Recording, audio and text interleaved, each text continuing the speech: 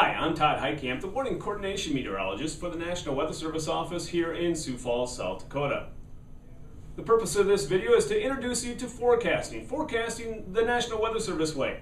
Many people think we use dartboards, magic rocks, or even caterpillars to write a forecast, but we're going to show you how we actually do it the National Weather Service way. I'm going to introduce you to Kyle Weisser, who is a senior forecaster here at the office, and he's going to explain how we develop the forecast on a daily basis.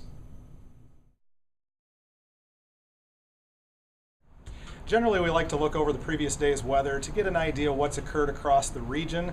That can help lead us into what we think is going to occur over the next 12 to 24 hours. And generally, we do that by looking at past temperatures and looking at the radar and satellite data.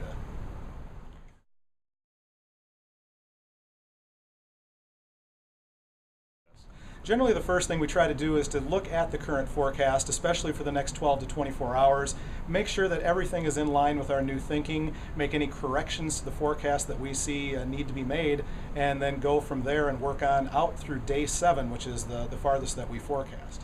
Okay, after looking through the current data from the previous night and this morning, the next step is to take a look at the latest model output, which is just giving us a look at the next 7 to 10 days.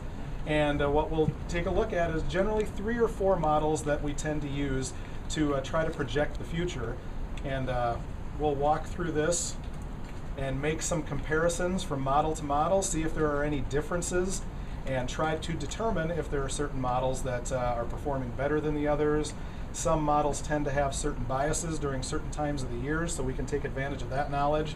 And that's where at times having a little past weather history or a little experience can help play a role in new technologies.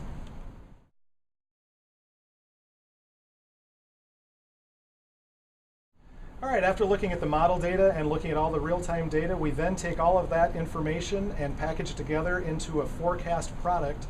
In the past, we used to basically just type up a single forecast product and send it out. Now we're taking advantage of new technologies that allow us to graphically represent our forecast thinking, to which many products can then be created from this graphical representation. This is a 7-day graphical representation of our forecast process, including parameters such as dew point, highs and lows, wind, sky, weather, and probability of precipitation. Really, it's a combination of the new technologies and experience. It's hard to take advantage of the new technology without some experience in forecasting, and a lot of what we forecast is really trying to find mistakes or errors in the new technologies that may be occurring so that we can take advantage of those mistakes and errors and make a better forecast for the public down the road. Yeah, there's really been a lot that changed, and that goes back to the technology we were talking about earlier. When I initially came in the Weather Service, we were still at the point where some of our data was being faxed to us, and we were printing it off and hanging it up on a wall. And that kind of changed, and we went to one main computer system that had limited data, whereas some of the software and the programs on the internet, as the internet ramped up, had more information than we had in our system with the Weather Service. But over the last 8 or 10 years, we've really changed a lot in the Weather Service, and the information that we can get in our current system is far above and beyond anything that we can find on the internet.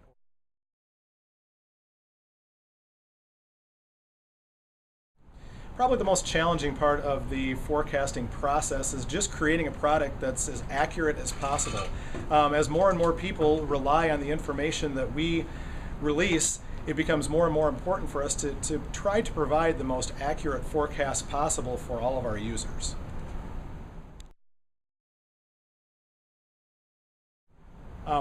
Probably the most disheartening thing is that we produce a lot of high-quality products and services, but we know that there are still a large amount of people that still do not receive our message. So the challenge, I think, in the future is to find the best way possible to get our message to as many people as possible. To stay up to date with the latest weather forecast from the National Weather Service, we ask you to go to our website, which is weather.gov/Sioux Falls, or you can also go and check us out on our Facebook page. Those are 2 great ways to stay informed of the latest weather conditions and the watches and warnings throughout the summer.